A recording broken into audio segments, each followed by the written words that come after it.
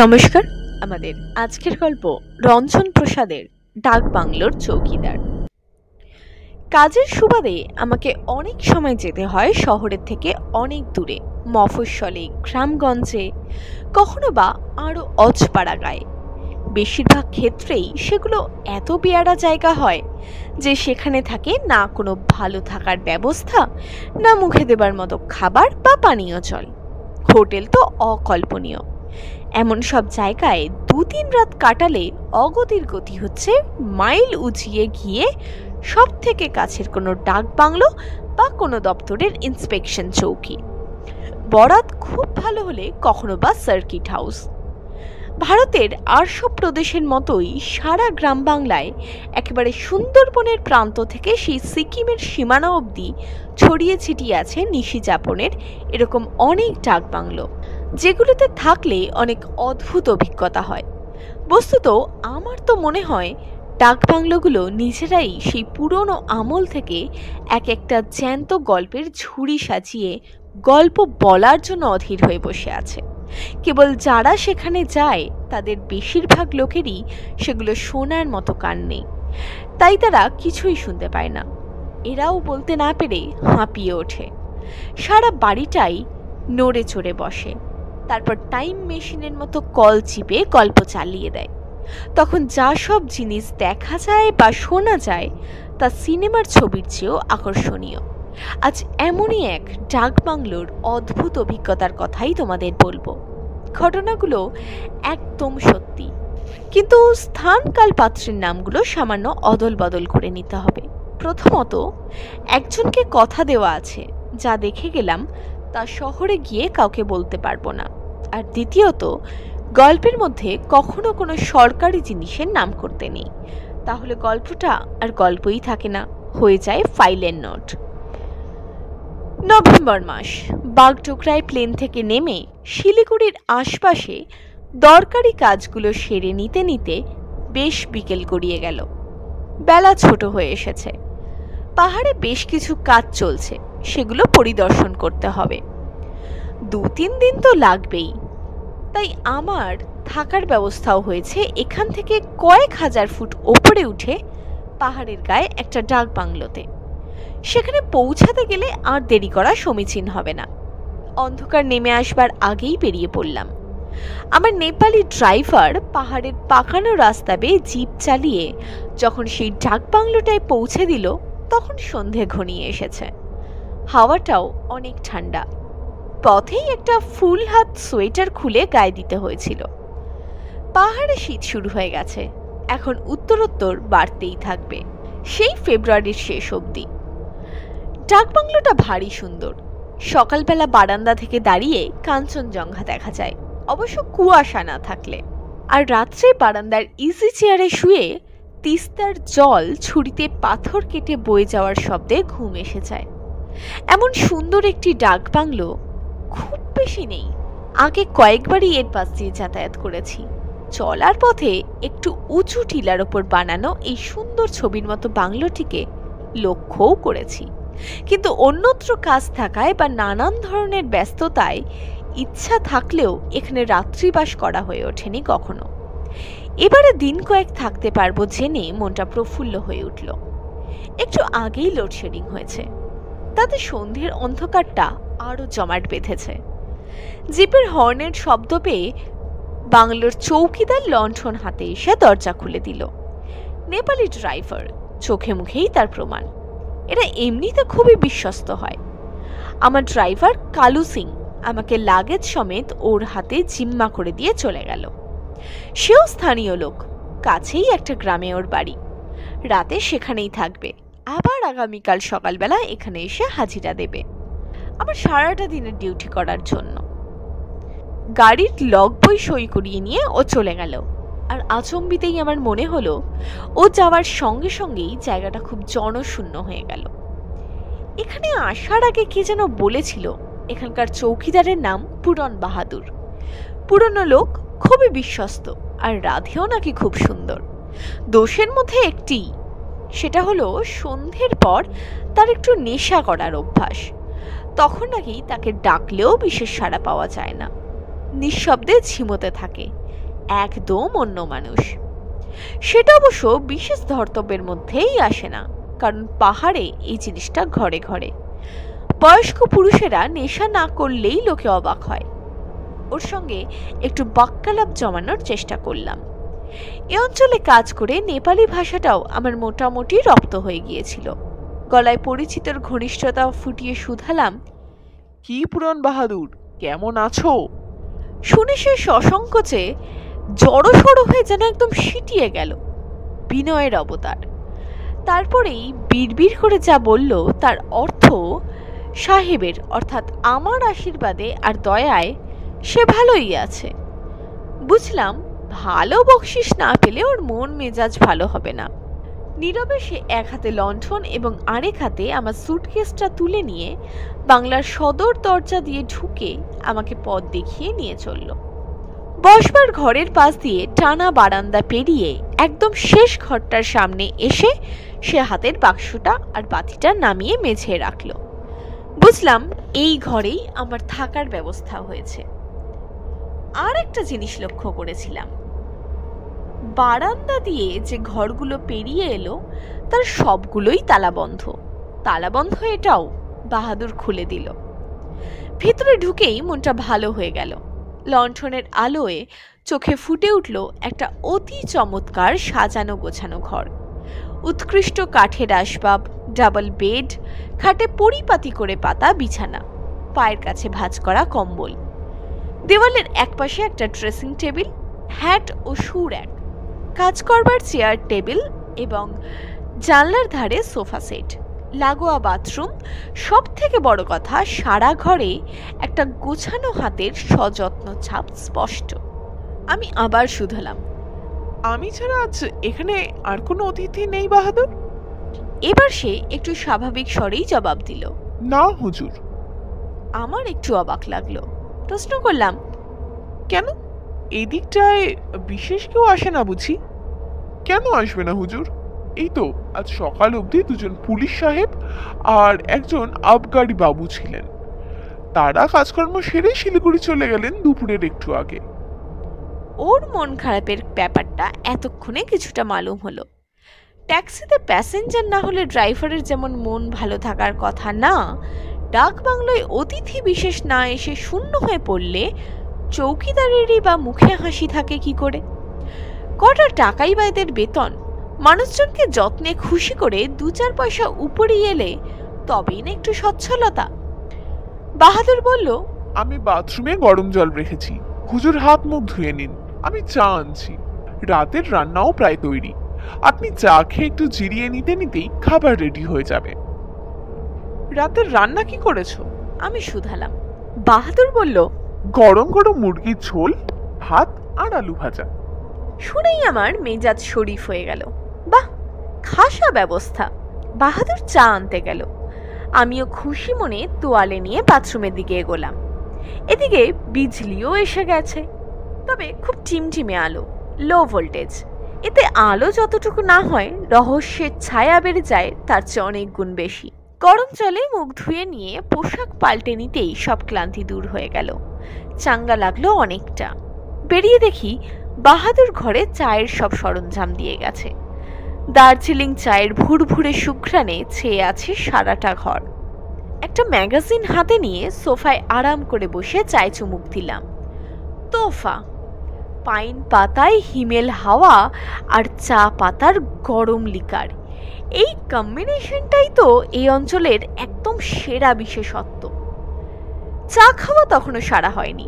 দেখি দরজার কাছে বাহাদুর উসখুস করছে। আমি জিজ্ঞেস করলাম, কি বাহাদুর, কিছু বলবে?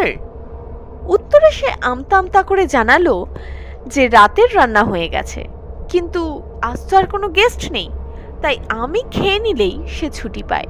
বুঝলাম ওর মৌতাতের সময় হয়েছে, এবার একে নেশায় টানছে। কিন্তু আমার চাটা খেতে খুবই ভালো লাগছিল। তার উপর ম্যাগাজিনে একটা দারুণ জমকালো হত্যা রহস্যের অন্তর্তদন্ত কাহিনী পড়ছিলুম, তাই উঠতে ইচ্ছা করলো না। খিদেটাও বোধ করি তেমন জোরালো হয়নি, তাই বাহাদুরকে বললাম একটু সবুর করতে, 1/2 ঘন্টা পরে খাবো। এই শুনে সে একটু মুষড়ে পড়ল। তারপর হাত কচলাতে কচলাতে জানালো তার ছোট ছেলের খুব বেমারি, তাই একটু আগে ছেড়ে দিলেই ভালো হয়। তার ঘরটাও ডাকবাংলোর কাছেই, কেবল একটু নিচে। পাহাড়ি পাকদণ্ডি রাস্তা দিয়ে ঘুরে নেমে যেতে 2-3 মিনিটের বেশি লাগার কথা নয়। তাই তার এই তাড়াহুড়ো দেখে আমার ধারণাটা আরো দৃঢ় হলো যে তার নেশাখোর অপবাদটা মোটেই অযৌক্তিক নয়, আর একটুও তর সইছে না। ছেলের অসুখটা বাহানা, নেশার টানে নেশারুরা যে কোনো মিথ্যেই দিব্যি বলে। এখন একে দিয়ে আর কোনো কাজ করানোর বৃথা চেষ্টা না করে ছেড়ে দেওয়াই ভালো।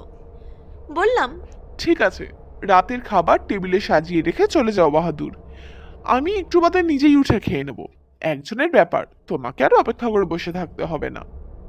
কিছুতেই রাজি হয় না। আমাকে না খাইয়ে চলে গেলে ওর নাকি কর্তব্যের ত্রুটি হবে। শেষে অনেক পীড়াপিড়িতে খুব অনিচ্ছা সহকারে টেবিল সাজিয়ে সেলাম করে সে বিদায় নিল। যাওয়ার আগে সে আমাকে জানালো যে সে বেরোবার সময় সদর দরজাটা টেনে দিলে নাইট ল্যাচটা নিজে থেকেই বন্ধ হয়ে যায়, বাইরে থেকে আর খোলা যায় না। ওর কাছেই শুধু চাবি থাকে, তাই যথারীতি কাল সকালে সে এসে আমার ঘুম না ভাঙিয়েও আমাকে বেডটি দিতে পারবে। তাই আমি যেন ভিতর থেকে ছিটকিনি তুলে না দিই, তার আর দরকার নেই। এই বলেই সে সদর দরজাটা টেনে নিয়ে বেরিয়ে গেল লণ্ঠনটা হাতে নিয়ে। আমিও রহস্য কাহিনীটায় মনোযোগ দিলাম। গল্পটা দারুণ জমে উঠেছে। পাহাড়ি এলাকার ব্যাপারই এইরকম, বিজলি এই আছে এই নেই। বাহাদুর চলে যাওয়ার 2 মিনিটও অতিক্রান্ত হয়নি, আবার লোডশেডিং হয়ে গেল। লোমহর্ষক রহস্য কাহিনীটার কিনারা প্রায় হয়ে এসেছে, বাকিটা পড়তে পারলাম না। এ অবস্থায় ছাড়া অসম্ভব। কি আপদ, এখন কোথায় খুঁজি মোমবাতি আর কোথায় পাই লণ্ঠন? সিগারেট চুরুট খাবার নেশা নেই, তাই পকেটে দেশলাই বা লাইটার কোনোটাই থাকে না। খুব আফসোস লাগছে। ইস, বাহাদুরটা যাবার আগে এগুলো একটু হাতের কাছে গুছিয়ে নিলে পারতাম। দুত্তর বলে বিরক্তিতে ম্যাগাজিনটা টেবিলে আছড়ে ফেলে উঠে পড়লাম। সুটকেসে টর্চটা আছে, ওটা বার করে রান্নাঘরে খুঁজলেই নিশ্চয়ই দেশলাই, মোমবাতি ইত্যাদি পেয়ে যাব। বাহাদুরকেও তো অনেক সময় লোডশেডিং এর মধ্যে রান্নাঘরে কাজ করতে হয়, ওখানে নিশ্চয়ই ব্যবস্থা থাকবে। উঠে 2 পা যেতে গিয়েই হোঁচটটা খেলাম। চায়ের টেবিলের পায়ায় পা বেঁধে দরাম করে আছাড় খেলাম আমি। গোড়ালি থেকে মাথা অবধি ঝনঝনিয়ে উঠল। ভাগ্যিস মেঝেতে কার্পেট ছিল, না হলে খুবই যে জখম হতাম সে বিষয়ে সন্দেহ নেই। রাগে ব্যথায় বিরক্তিতে মরিয়া হয়ে চেঁচিয়ে উঠলাম, বাহাদুর, এই পুরন বাহাদুর!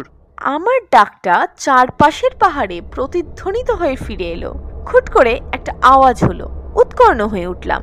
সদর দরজার দিক থেকে একটা আলো নিয়ে কে বসবার ঘর পেরিয়ে এদিকে আসছে। আবার সর্বাঙ্গ টান টান হয়ে উঠল। ও হরি, দেখি বাহাদুর বাতি নিয়ে ফিরে এসেছে। ব্যাটা বুদ্ধির ঢেকি। আমি কনুইয়ে ভর করে উঠে দাঁড়িয়ে ওকে জোর ধমক দিলাম এত বড় ডাক বাংলোতে কোনো রকম আলোর ব্যবস্থা না করে চলে যাওয়ার জন্য। সে নীরবে মাথা নিচু করে সব শুনল, তারপর 2-1টা মোমবাতি জ্বেলে দিল। আমিও ম্যাগাজিনের অসমাপ্ত গল্পটার শেষটুকু পড়ার আশা পরিত্যাগ করে কোমরে হাত বোলাতে বোলাতে বললাম, চলো, আমি খাবার ঘরে যাচ্ছি। খেতে বসে অবশ্য সবই হাতের কাছে পেলাম। টিমটিমে মোমের আলোয় গরম গরম ভাত আর মুরগির ঝোল আলু ভাজা দিয়ে খেতে অমৃতের মতো লাগলো। ভালো করে ঢাকা দিয়ে রাখায় তখনও ঠান্ডা হয়নি কোনোটাই। খুব পেট ভরে খেলাম। বাহাদুর এক কোণে জড়সড় হয়ে দাঁড়িয়ে আমার খাওয়া দেখতে লাগলো। মুখে কোনো কথাটি নেই। এরই মধ্যে সে 1-2 পত্র নেশা চড়িয়ে এসেছে বোধহয়। শেষ পাতে একটা চিনে মাটির ছোট বোল আমার সামনে বাড়িয়ে দিল। দেখি পুডিং। আরে, এইটার কথা তো সে আগে বলেনি। তা হোক, দারুণ খেতে। কোক রাশে খেয়ে ফেললাম পুরোটাই। তারিফ করলাম তার রান্নার। বাহাদুর নির্বাক। নেশার মধ্যে কেউ কেউ খুব সংবেদনশীল হয়ে পড়ে, তখন অল্প কথাতেই হেসে গড়ায়, কিংবা কেঁদে ভাসায়, অথবা গোজ হয়ে থাকে। কোনোটাই তার ঠিক ঠিকানা নাই। কিন্তু বাপু আমার আছাড় খেয়ে পড়াটাও তো আর কম জোরে হয়নি। খাওয়া সেরে উঠে ওর রান্নার প্রশংসা করে ওকে একটু খুশি করে দিতে গিয়ে থমকে গেলাম। কি বাহাদুর কি এরই মধ্যে 2 ইঞ্চি বেটে হয়ে গেল নাকি? অথবা ওই রকম আভূমি কুকড়ে আছে বলে আরো বেটে দেখাচ্ছে। এই আবছা আলো অন্ধকারে তো মুখটাও স্পষ্ট বোঝা যায় না। অবশ্য যখন আলো ছিল তখনও সেভাবে খেয়াল করিনি, এ কথাটা ঠিক। খাকি উর্দি, গলায় কমফোর্টার, মাথায় হেলানো একটা নেপালি টুপি, মুখে গভীর বলি রেখা, বয়স ৪৫ থেকে ৬০-এর মধ্যে যা কিছু হতে পারে। মনে দাগ কাটার মতো বিশেষ কিছুই এই চেহারায় নেই, কেবল ওই চোখের দৃষ্টিটা ছাড়া। সেটা কিন্তু বিশেষভাবে চোখে পড়ার মতো। এত অপলক চোখে তাকিয়ে থাকতে আমি আগে কাউকে কখনো দেখেছি কি? একটু অস্বস্তিতে পড়লাম। কেন যেন মনে হলো ঠিক এবার ওকে বিদায় দিলেই ভালো হয়। কাজও তো আর কিছু নেই। বললাম, ঠিক আছে বাহাদুর, এবার আসতে পারো। ভালো খাইয়েছো, কাল বকশিস পাবে। উত্তরে নীরবে নত হয়ে সে সেইভাবেই তাকিয়ে রইল আমার দিকে। আমি আর কোনো বাক্য ব্যয় না করে শোবার ঘরের দিকে পা বাড়ালাম। কিন্তু এইবারে একটা অদ্ভুত অনুভূতি, যা ভাষায় প্রকাশ করা সম্ভব নয়, যেন আমার শির দ্বারা বেয়ে হিমের মতো বয়ে গেল। আমার স্পষ্ট মনে হলো পিছনে বাহাদুরের সেই স্থির দৃষ্টিটা আমাকে অনুসরণ করছে, কিন্তু আমি পিছন ফিরতে পারলাম না। বুঝলাম আমি ভয় পেয়েছি। এতদিন ধরে এত জায়গায় গিয়েছি, থেকেছি, এরকম অপার্থিব অভিজ্ঞতা আমার কখনো হয়নি। শেষ দিকটা প্রায় দৌড়ে ঘরে ঢুকেই দরজাটা বন্ধ করে দিলাম। খুব শীত করছিল। তাড়াতাড়ি বিছানায় উঠে গরম কম্বলের ভিতরে ঢুকে পড়লাম। একটু বাদেই একটা ধীর গতি কিন্তু নিশ্চিত পায়ের শব্দ এগিয়ে এসে আমার দরজার বাইরে থামল। দরজার কাঠের পাল্লার ওপরে ঘষা কাচের ভেন্টিলেটর, তার ভিতর দিয়ে একটা আলোর রশ্মির আভাস পেলাম। তারপরেই দরজায় টুকটুক করে মৃদু টোকা পড়ল। বাহাদুর বাতি নিয়ে এসেছে। টের পেলাম কম্বলের তলাতেও আমার পা দুটো অবশ হয়ে আসছে। কিন্তু ভয় পেলে চলবে না। ভিতর থেকে কে যেন বলে উঠল, সাবধান, ভয় পেলেই মৃত্যু। ওই রকম হিম শীতল মৃত্যু, যা দরজার বাইরেই বাতি নিয়ে অপেক্ষা করছে। আমি সবটুকু সাহস সঞ্চয় করে বললাম, আলোটা বাইরে রেখে দাও, আমি পরে নিয়ে নেব। আমার গলা দিয়ে এত বিকৃত স্বর আগে কখনো বেরোয়নি। নিজের কানেই তা অচেনা ঠেকল। কাঠ হয়ে শুয়ে রইলাম বিছানায়, আর শুনতে পেলাম এক পা করে সেই পদশব্দ মিলিয়ে গেল বাইরের দিকে। বালিশটাকে শক্ত করে আঁকড়ে ধরে পড়ে রইলাম। ওই অবস্থায় সেটাকেই পরম বন্ধুর মতো একটা অবলম্বন বলে মনে হলো। মনকে জোর করে বোঝাতে চেষ্টা করলাম হয়তো এসব কিছুই নয়, সবই আমার মনের বিকার, অকারণেই ভয় পাচ্ছি। কিন্তু না, অনেকক্ষণ ধরে ভয়টা ঠান্ডা ময়াল সাপের মতো পাকিয়ে পাকিয়ে আমার সমস্ত চেতনা জুড়ে ঘুরে ফিরে আমাকে শিহরিত করতে লাগলো। তারপর এক সময় সারাদিনের ক্লান্তি আর ধকলের ফলে দুটো চোখের পাতা কখন যে লেগে গেল তা জানি না। মাঝরাতে হঠাৎ ঘুম ভেঙে গেল। একটা কনকনে ঠান্ডা হাওয়া যেন ঘরে ঢুকছে। শুয়ে শুয়েই চোখে পড়ল পায়ের কাছের জানলাটা বন্ধ করা নেই, সেখান থেকেই হিম চড়ানো ঠান্ডাটা আসছে। পরিপূর্ণ চাঁদের আলোয় হালকা কুয়াশা মাখানো রাত্রে সমস্ত গিরিশ্রেণী আর বনভূমি আলো ছায়ার এক আশ্চর্য রহস্যজাল সৃষ্টি করেছে। খোলা জানলা দিয়ে ঘরের ভিতরেও এসে পড়েছে সেই অপার্থিব অনৈসর্গিক জ্যোৎস্নার আলো। কিন্তু ওকে, সেই চাঁদের আলোয় আমার দিকে এক দৃষ্টি চেয়ে আছে বাহাদুর। একটা সাংঘাতিক ভয়ের প্রবাহ আমার সমস্ত শরীর দিয়ে বয়ে গেল। প্রাণপণে চিৎকার করে উঠতে গেলাম, কিন্তু গলা দিয়ে কোনো আওয়াজ বেরোলো না। হাত পা কোনোটাই যেন আমার বশে নেই। এভাবে ঠকঠক করে কাঁপতে লাগলাম। নিদারুণ আতঙ্কে আমি মূর্ছিত হয়ে পড়লাম। জ্ঞান যখন ফিরল তখন দেখি রোদ উঠে গিয়েছে। কুয়াশার জাল ছিঁড়ে সোনালি রোদে ঝলমল করে উঠেছে উপত্যকা। জানলা দিয়ে কাঞ্চনজঙ্ঘা চোখে পড়ল। অবচেতন মনের দরজায় দুমদুম করে ঘা দিচ্ছে কে যেন।